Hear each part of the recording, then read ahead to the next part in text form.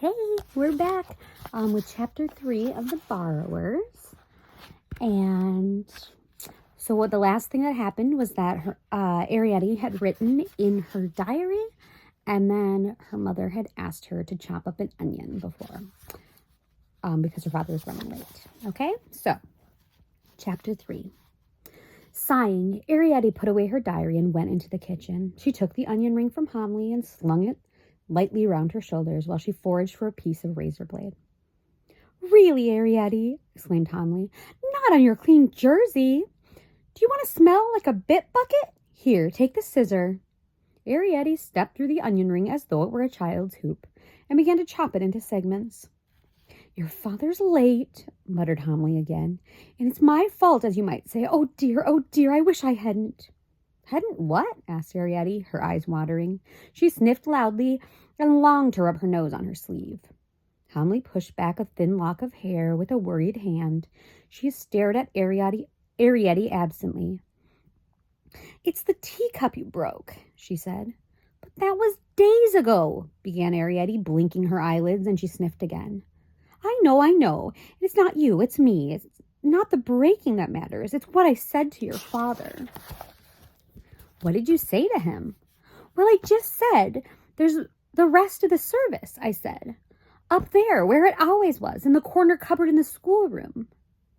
"I don't see anything bad in that," said Ariadne, as one by one she dropped the pieces of onion into the soup. "But it's a high cupboard," exclaimed Homley. "You have to get up by the curtain, and your father at his age." She sat down suddenly on the metal-topped champagne cork. "Oh, Ariadne, I wish I'd never mentioned it." "Don't worry," said Ariadne. "Papa knows what he can do." And she pulled a rubber scent bottle cork out of the hole in the hot water pipe and let a trickle of scalding drops fall into the tin lid of the aspirin bottle. She added cold and began to wash her hands. "Maybe," said Homley.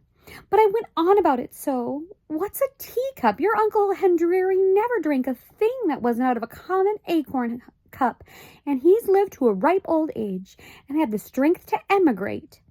My mother's family never had nothing but a little bone thimble that they all shared around. But once you've had a teacup, if you see what I mean." "Yes," said Ariadne, drying her hands on a roller towel made out of a surgical bandage. "It's that curtain," cried Homley. "He can't climb a curtain at his age, not by the baubles." "With his pin he could," said Ariadne. "His pin! I let him into that one too. Take the hat pin, I told him. Tie a bit of name tape on the head and pull yourself upstairs. It was to borrow an emerald watch from her bedroom for me to time the cooking." Homley's voice began to tremble. "Your mother's a wicked woman, Ariadne. Wicked and selfish, that's what she is." "You know what?" exclaimed Ariadne suddenly. Homley brushed away a tear. "No," she said wanly. "What?" "I could climb a curtain."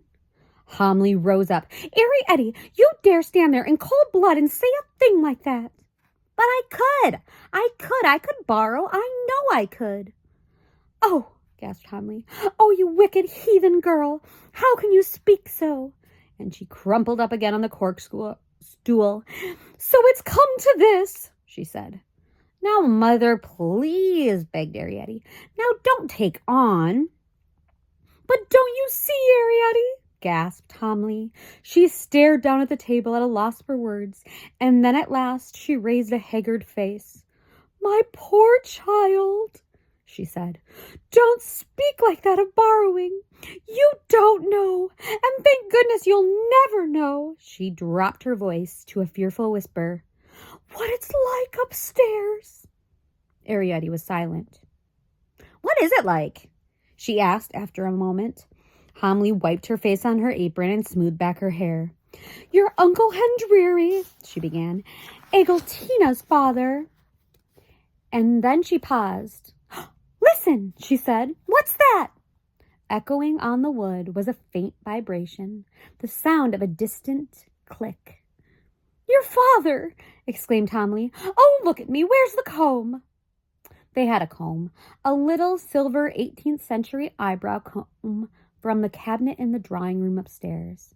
Homily ran it over her hair and rinsed her poor red eyes, and when Pod came in, she was smiling and smoothing down her apron.